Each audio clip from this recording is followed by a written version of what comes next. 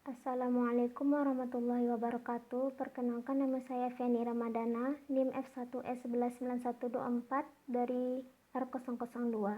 Di sini saya akan mempresentasikan tugas riset operasi tentang implementasi masalah transportasi dengan penyelesaian menggunakan metode NWC atau North West Corner, lalu FARM, lalu stepping stone, dan MODI atau Modified Distribution Method.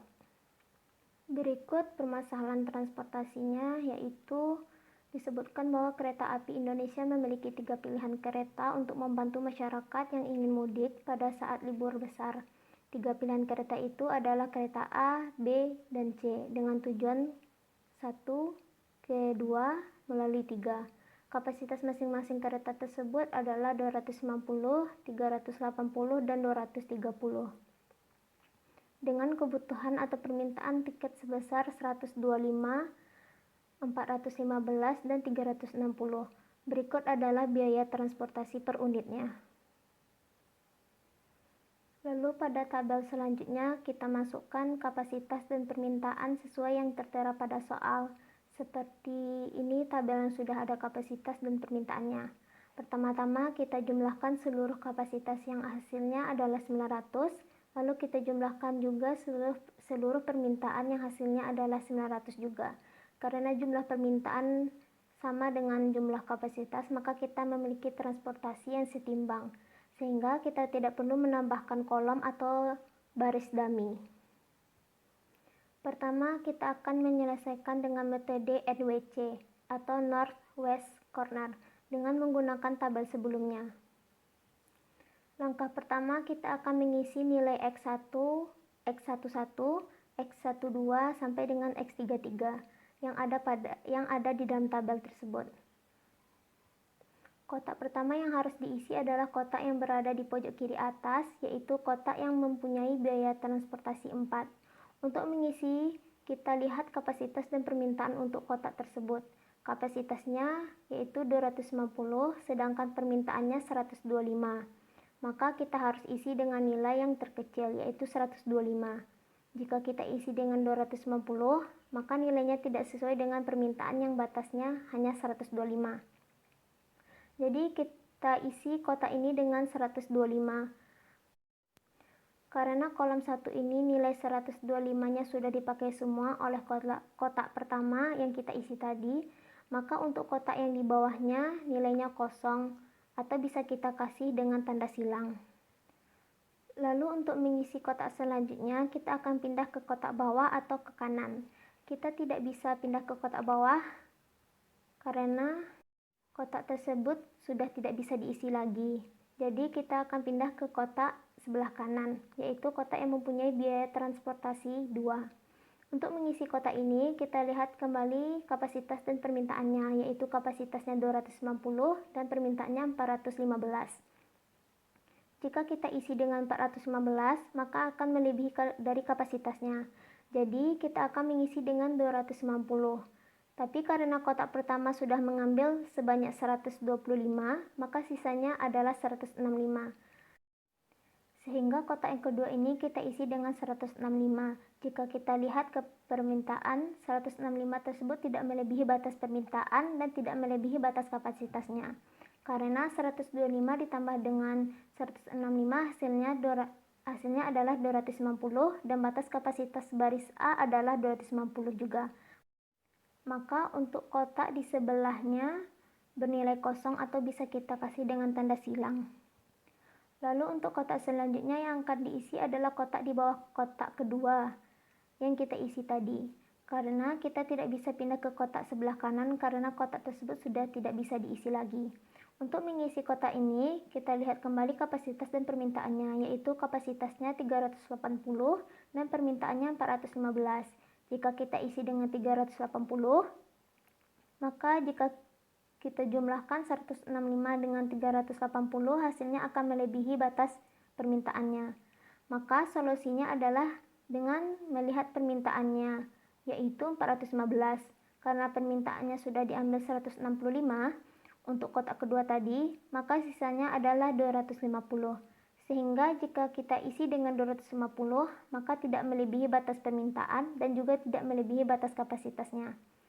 Karena kotak kedua dan ketiga jika dijumlahkan hasilnya 415, maka untuk kolom kedua sudah penuh, sehingga kotak yang di bawahnya bernilai kosong atau bisa kita kasih dengan tanda silang. Lalu untuk kotak selanjutnya yang akan diisi adalah kotak di sebelah kanannya. Untuk mengisi kotak ini, kita lihat kembali kapasitas dan permintaannya, yaitu kapasitasnya 380 dan permintaannya 360. Karena di kotak sebelumnya sudah dipakai 250, maka sisanya yaitu 130. Jika kita bandingkan dengan kapasitas dan permintaannya 130 ini tidak melebihi batasnya masing-masing, sehingga kita akan mengisi kotak ini dengan 130. Lalu untuk kotak selanjutnya yang akan diisi adalah kotak di bawahnya. Untuk mengisi kotak ini kita lihat kembali kapasitas dan permintaannya, yaitu kapasitasnya 230 dan permintaannya 360. Pada baris kotak ini, karena kotak yang di sebelahnya telah dikasih tanda silang, maka kita isi langsung dengan 230. Lalu kita dapat melihat hasil seperti di tabel ini. Kita bisa cek apakah kotak-kotak yang diisi ini sesuai dengan kapasitasnya dan permintaannya. Kita jumlahkan nilai yang kita dapatkan tadi pada baris pertama, yaitu 125 tambah 165 yaitu 290. Maka sesuai dengan kapasitas yang diminta. Lalu baris kedua kita jumlahkan juga semua nilai yang kita dapatkan tadi pada baris ini, yaitu 250 tambah 130 yaitu 380. Maka sesuai dengan kapasitas yang diminta. Lalu baris ketiga kita jumlahkan juga semua nilai yang kita dapatkan tadi pada baris ini.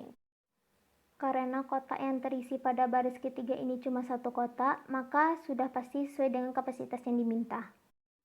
Lalu kita jumlahkan juga untuk setiap kolom. Kita jumlahkan nilai yang kita dapatkan tadi pada kolom pertama. Karena kotak yang terisi pada kolom pertama ini cuma satu kotak, maka sudah pasti sesuai dengan permintaan yang diminta. Lalu untuk kolom kedua dan kolom ketiga selanjutnya. Selanjutnya kita hitung nilai Z dengan cara mengalihkan biaya transportasi dengan nilai yang kita cari tadi, yaitu dengan 4 kali 125 ditambah dengan 2 kali 165 dan seterusnya, sehingga kita dapat menemukan nilai Z-nya sebagai berikut, dan nilai masing-masing X yang kita cari tadi kita tuliskan sebagai berikut. Selanjutnya kita akan menggunakan metode FAM dengan soal yang sama dengan metode NWC tadi. Langkah pertama kita sama dengan metode NWC, yaitu mengisi nilai X11, X12 sampai dengan X33 yang ada di dalam tabel. Tapi untuk mencari kotak mana yang diisi dahulu adalah dengan cara 1. Cari selisih 2 biaya transportasi terkecil dari setiap baris atau setiap kolom. Pada soal ini, pada baris pertama, 2 biaya transportasi terkecil adalah 2 dan 4, maka selisihnya adalah 2. Lalu pada baris kedua, 2 biaya transportasi terkecil adalah 1 dan 6, maka selisihnya adalah 5. Lalu pada baris ketiga, 2 biaya transportasi terkecil adalah 3 dan 5, maka selisihnya adalah 2. Selanjutnya pada kolom pertama, 2 biaya transportasi terkecil adalah 1 dan 4, maka selisihnya adalah 3. Lalu pada kolom kedua, biaya transportasi terkecilnya adalah 2 dan 3, maka selisihnya adalah 1. Lalu pada kolom ketiga, 2 biaya transportasi terkecil adalah 7 dan 6, maka selisihnya adalah 1. Selanjutnya langkahnya, pilih baris atau kolom yang memiliki selisih biaya yang paling besar. Jika ada 2 selisih yang sama besar, maka bisa dipilih sembarang. Berdasarkan selisih yang kita cari tadi, di antaranya 2, 5, 2, 3, 1, 1, yang memiliki selisih biaya yang paling besar adalah 5, yaitu pada baris kedua. Langkah selanjutnya yaitu isi kotak pada baris atau kolom yang terpilih tadi. Tapi kotak yang mana yang mau diisi? Yaitu kotak yang memiliki biaya transportasi paling kecil pada baris atau kolom yang terpilih tadi. Kita akan mengisi kotak yang terdapat pada baris kedua, tapi kotak yang mana yang kita isi ditentukan dengan biaya transportasi yang paling kecil, yaitu kotak dengan biaya transportasi 1. Maka kotak inilah yang akan kita isi duluan. Pengisian sama seperti metode NWC. Untuk mengisi, kita lihat kapasitas dan permintaan untuk kotak tersebut. Kapasitasnya 380 dan permintaannya 125. Jadi kita isi kotak ini dengan nilai 125. Sehingga kotak yang berada di atas dan di bawahnya kosong atau bisa kita kasih dengan tanda silang. Selanjutnya, langkah yang terakhir, kita ulangi kembali langkah 1 sampai selesai dengan syarat apabila kotak tersebut sudah diisi, maka kotak tersebut tidak diikut sertakan dalam perhitungan berikutnya. Lalu kita dapat hasil seperti tabel ini. Kita bisa cek apakah kotak-kotak yang diisi ini sesuai dengan kapasitas dan permintaannya. Selanjutnya, kita hitung nilai Z dengan cara mengalihkan biaya transportasi dengan nilai yang kita cari tadi, sehingga kita dapat menemukan nilai Z-nya sebagai berikut, dan nilai masing-masing X yang kita cari tadi kita tuliskan sebagai berikut. Selanjutnya kita akan menggunakan metode stepping stone dengan soal yang sama dengan metode NWC tadi, tapi di sini saya mengambil tabel yang mau diuji, yaitu tabel dari metode FAM. Langkah-langkah metode stepping stone ini adalah: 1. Pilih satu kotak yang tidak memiliki nilai X atau kosong. Di sini saya pilih kotak X11. Langkah selanjutnya, buat jalur tertutup atau loop dari kotak kosong melalui kotak-kotak yang memiliki isi, menuju kembali ke kotak kosong yang dipilih tadi. Loop hanya boleh bergerak secara horizontal dan vertikal saja. Dari kotak X11 menuju kotak X13, lalu menuju kotak X23, lalu menuju kotak X21, lalu menuju kotak X11 lagi. Langkah selanjutnya, beri tanda plus pada kotak kosong yang terpilih tadi, lalu pada kotak-kotak selanjutnya kita beri tanda minus dan plus secara bergantian pada setiap loop. Pada kotak 11 kita beri tanda plus, lalu pada kotak X13 kita beri tanda minus, lalu pada kotak X23 kita beri tanda plus, lalu pada kotak X21 kita beri tanda minus. Langkah selanjutnya, hitung OC dengan cara menjumlahkan biaya transportasi pada kotak yang memiliki tanda plus dan mengurangi biaya transportasi pada kotak yang memiliki tanda minus. Untuk OC pada kotak X11 ini adalah 4 kurang 7 tambah 6 kurang 1 sama dengan 2. Jadi untuk OC pada kotak X11 ini adalah 2. Langkah selanjutnya, ulangi tahap 1 sampai tahap 4 hingga OC untuk semua kotak yang kosong telah terhitung. Jika OC bernilai lebih sama dengan 0, maka solusi optimal telah tercapai.